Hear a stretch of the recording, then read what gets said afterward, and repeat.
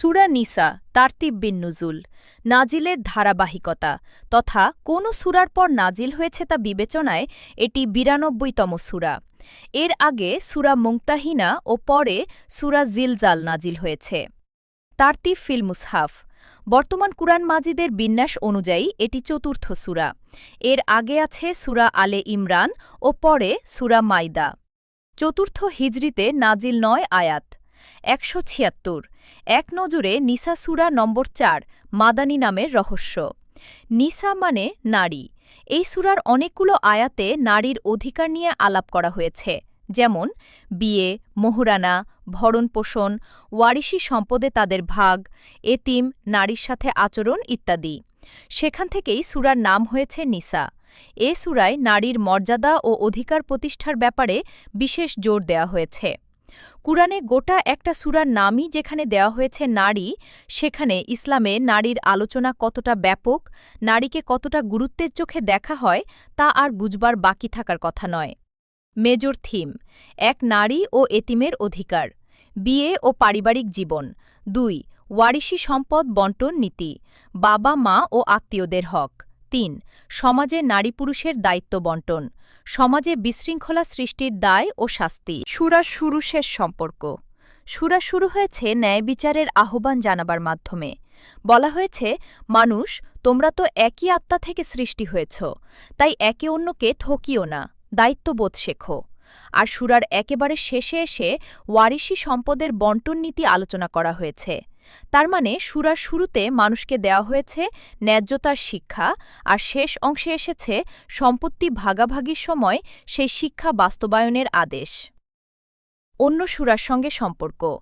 এ সূরার আগের সূরাটি হল সূরা আলে ইমরান, যার শেষ আয়াতে মুমিনদের উদ্দেশ্যে আল্লাহ তাআলা বলেছেন, আল্লাহর অবাধ্যতা থেকে নিজেকে বাঁচিয়ে রাখো, যাতে তোমরা সফল হতে পারো।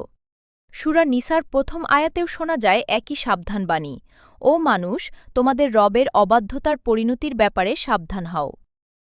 শানে নুজুল: মাদানী যুগে তৃতীয় বছর থেকে নিয়ে পঞ্চম বছরের শুরুর সময়টাতে নাজিল। উহুদ যুদ্ধে ৭০ জন সাহাবী শহীদ হলেন। তখন তাদের ওয়ারিশি সম্পদ কিভাবে ভাগ হবে তা নিয়ে প্রশ্ন দেখা দিল। আল্লাহ তখন সূরা নিসাতে উত্তরাধিকার সম্পদের বণ্টন নীতি জানিয়ে দিলেন। এদিকে ওই ৭০ জন সাহাবী শহীদ হওয়ায় তাদের সন্তানরা এতিম হয়ে পড়ল। তখন এতিমের সম্পদ রক্ষণাবেক্ষণ হবে কিভাবে, সে বিধানও এ সূরাতে আল্লাহ জানিয়ে দিলেন। সালাতুল খাউফ তথা যুদ্ধের সময় নামাজ কিভাবে পড়তে হবে, সেই বিধানটি আসে জাতুর রিকা যুদ্ধের প্রেক্ষাপটে। এই যুদ্ধটি সংঘটিত হয় হিজরতের চতুর্থ বছরে। অন্যদিকে পঞ্চম হিজরির বনু মুস্তালিক যুদ্ধে পানির অভাব দেখা দিলে তায়াম্মুমের বিধান নাজিল হয়। এই গেল সময়ের প্রেক্ষাপট। এবার আসা যাক নাজিলের প্রেক্ষাপটে। নবীজির হাতে তখন ৩টি গুরুত্বপূর্ণ কাজ। ১, ইসলামী রাষ্ট্র মদিনার ফাইন্যান্সিয়াল ম্যানেজমেন্ট। এছাড়াও নাগরিকদের সামাজিক আচরণ ঠিক করা, তাদেরকে নৈতিক প্রশিক্ষণ দেওয়া। ২, মক্কার মুশরিকদের আক্রমণ এবং মদিনার ইহুদি ও মুনাফিকদের ষড়যন্ত্র মোকাবিলা করা। ৩, ব্যাপক উদ্যমের সঙ্গে দাওয়াতি কাজ চালিয়ে যাওয়া। নতুন যারা মুসলিম হয়েছে তাদের আত্মিক পরিশুদ্ধি করা। এ কারণেই সূরা নিসার আলোচনাগুলো মোটা দাগে এই ৩টি বিষয়কে সামনে রেখে এগিয়েছে।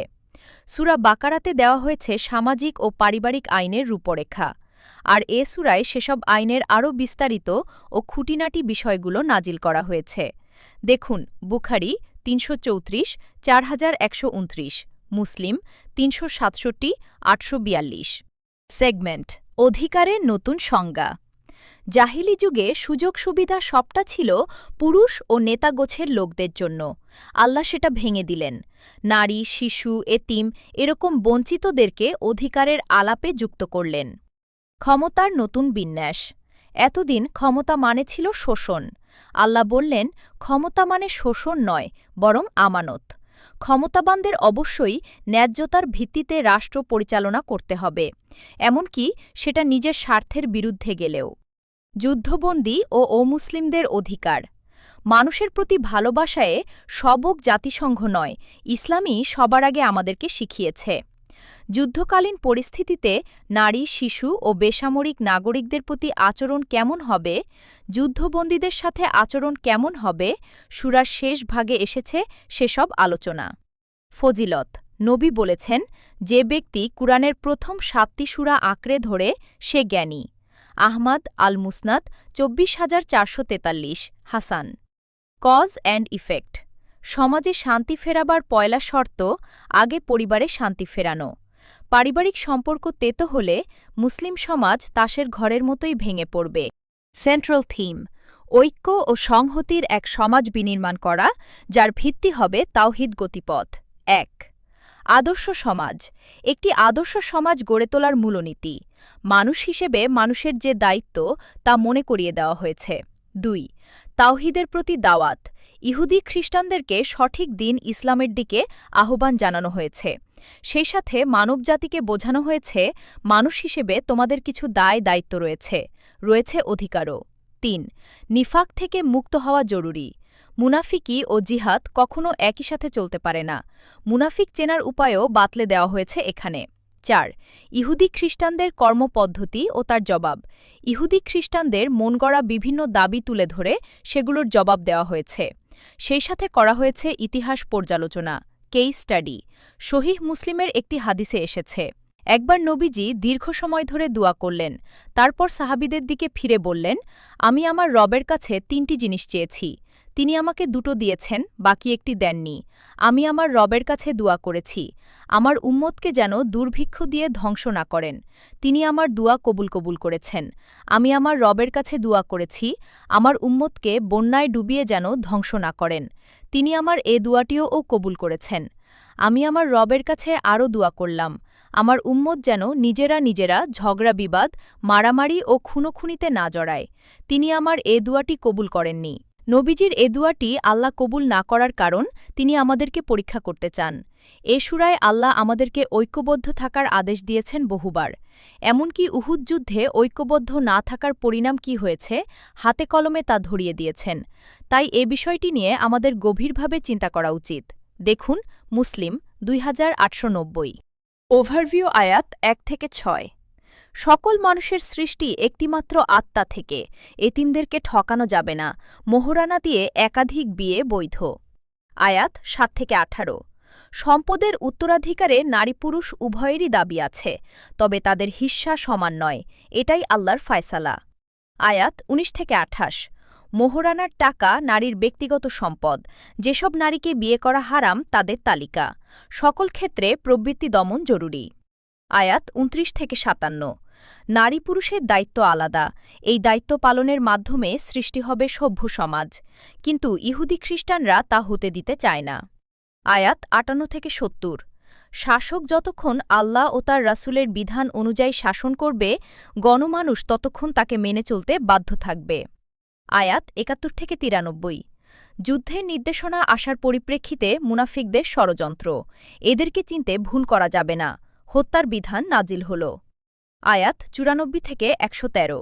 মুজাহিদ ও বসে থাকা ব্যক্তি সমান নয়, সফরে বা জিহাদে নামাজ সংক্ষেপ করার অনুমতি, সর্বত্র ইনসাফ ও সমতা কায়েমের নির্দেশ। আয়াত 114 থেকে 136। চিন্তা ও আমলের পরিশুদ্ধি, শিরিকের ব্যাপারে সতর্কতা, কেননা এই গুনাহের কোনো ক্ষমা নেই, আর বিশুদ্ধ ঈমানের পুরস্কার জান্নাত। আয়াত 137 থেকে 162। মুনাফিকদের বৈশিষ্ট্যসমূহ, কুফরের জঘন্য ফলাফল ও ইহুদিদের কর্মকাণ্ডের পর্যালোচনা। আয়াত 163 থেকে 176। জানানো হল নবী রাসূল পাঠানোর উদ্দেশ্য, দেওয়া হল আহলে কিতাবসহ সমগ্র মানব জাতির প্রতি উপদেশ। রিফ্লেকশন/তাদাব্বর নারীর অধিকার, নারীর নিরাপত্তা, নারীর প্রতি সহনশীলতা, এই শব্দগুলো অন্য কারো নয়, আমাদের মুসলিমদের। একটা সময়ে ইউরোপে নারীদের প্রাণীহের প্রাণী হিসেবেও বিবেচনা করা হতো না, তারও বহু আগেই নারীকে সম্মানের আসনে বসিয়েছে ইসলাম। কিন্তু দুঃখের কথা, এই শব্দগুলো আজ বেহাত হয়ে গেছে। এগুলো এখন তথাকথিত বাম সংগঠন, ধান্দাবাজ বুদ্ধি আর বেহায়া নারীবাদীদের অস্ত্র। এই অস্ত্রগুলো ব্যবহার করে ওরা আমাদেরকে রীতিমতো ঘায়েল করে। কিন্তু এর পেছনে আমাদের দায় কি কোনো অংশে কম? সমাজের শতকরা ৯৫% পুরুষ এখনও নিজের বোনকে ঠকায়, আর এই ঠকানোর কায়দা কৌশল অত্যন্ত সুপরিকল্পিত। বাবা মারা গেছে কম করে হলেও বছর ২০ হবে, অথচ ওয়ারিশি সম্পদ ভাগ বাটোয়ারার নামগন্ধও নেই। বোনদের জমিতে দিব্যি হাল চাষ করে খাচ্ছে ভাইয়েরা। একসময় চাপে পড়ে ভাগ বাটোয়ারার আয়োজন করে বটে, কিন্তু এবার আরেক দফা জুলুম। বাড়ির জমিতে বোনদের ভাগ নেই, ভালো জমিতে ভাগ নেই, রাস্তার পাশের জমিতে ভাগ নেই, এরকম আজগুবি সব নিয়মকানুন। শেষমেশ বোনদের অংশ দেওয়া হয় ডোবায় আর জঙ্গলে। নামকাওস্তের ভাগ বাটোয়ারা শেষ। এখন বোনরা যখন সেসব সম্পদ বেচতে আসে, শুরু হয় তৃতীয় দফার জুলুম। যে জমিটার বাজার দর আছে ২০ লাখ টাকা, সেখানে মোটের ওপর ২ লাখ ধরিয়ে দিয়ে বিদায় করে। আর ঠিক এই সুযোগটাই কাজে লাগায় আমাদের শত্রুরা। নামধারী মুসলিমদের কুকর্মের দায় চাপায় কুরআনের ওপর। সুতরাং বোনদের ওপর একরত্তি জুলুমও যদি আপনি করেন, মনে রাখবেন পেটে উত্তপ্ত আগুন ঢুকবে। আল্লাহকে ভয় করুন। নারী কেবল নারী নয়, নারী একজন মাজার কোলে কাখে বেড়ে ওঠে গোটা উম্মা। দেখুন বুখারী ২৪৫৪, ৫৯৭১, ৭১৮১, মুসলিম ১৬১০, তিরমিজি ৩৮৯৫। রকিব মানে তত্ত্বাবধায়ক, সদাপ্রহরী। আল্লাহ তাআলা বান্দার উপর সজাগ দৃষ্টি রাখছেন। কে কি করছে, মহাবিশ্বের কোথায় কি ঘটছে, সবটাই তার নজরে। কোনো কিছু থেকে এক মুহূর্তের জন্যও তার দৃষ্টি সরে না। তবে এই সব সময় পর্যবেক্ষণে রাখাটা কেবল যে বান্দার বিচার করার জন্য তা নয়, বরং তীব্র ভালোবাসা আর যত্ন থেকেও। কিছু শব্দ জানতেই হয়, আর রকিব আল হাসিবুল হাসান অন্যকে নিজের আমল টামল দেখাতে মানুষ খুব ভালোবাসে। ছোট্ট একটা ভালো কাজ করেও সে অস্থির হয়ে পড়ে, কতক্ষণে অন্যকে দেখাবে। আর এভাবেই সে তার আমলটিকে চিটা ধানের মতোই ফেলনা বানিয়ে ফেলে। হায়, সে যদি আল্লাহর আর রকিব নামের অর্থটা বুঝত।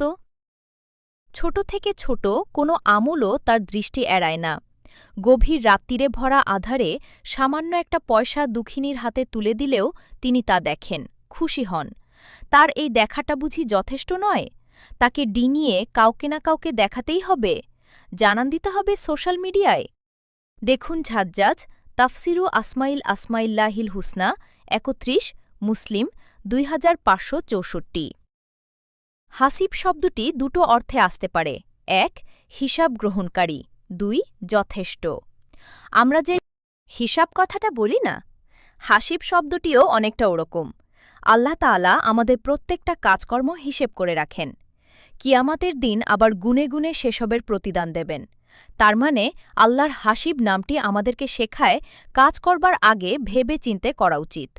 ছোট্ট একটা খারাপ কাজ করার সময়ও ভাবুন আল্লাহ কাজটি গুনে রাখছেন। আবার ছোট্ট একটি ভালো কাজ ছেড়ে দেবার আগেও ভাবুন কাজটি ছোট হলেও আল্লাহ তো খবর রাখছেন।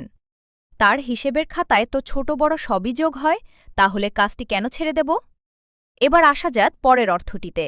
হাসিব মানে আল্লাহ যথেষ্ট। আল্লাহ আমাদেরকে বিপদ থেকে বাঁচাবার জন্য যথেষ্ট, খাওয়া পড়ার বন্দোবস্ত করার জন্য যথেষ্ট, আমাদের যাবতীয় প্রয়োজন মেটাবার জন্য যথেষ্ট। জীবনের সব ক্ষেত্রে যদি আমরা এই ছোট্ট কথাটি মনে রাখতে পারি, তাহলে আমাদের জীবনটা হয়ে উঠবে অনেক বেশি সুন্দর। এজন্য সব সময় আমরা একটি দুয়া পড়তে পারি, যে দুয়াটি আগুনে নিক্ষিপ্ত হবার পর ইব্রাহিম আলাইহিস সালাম করেছিলেন, হাসবুনাল্লাহু ওয়া নি'মাল ওয়াকিল। আমাদের জন্য আল্লাহই যথেষ্ট, তিনি কতই না চমৎকার অভিভাবক। দেখুন বুখারী ৪৫৬৩।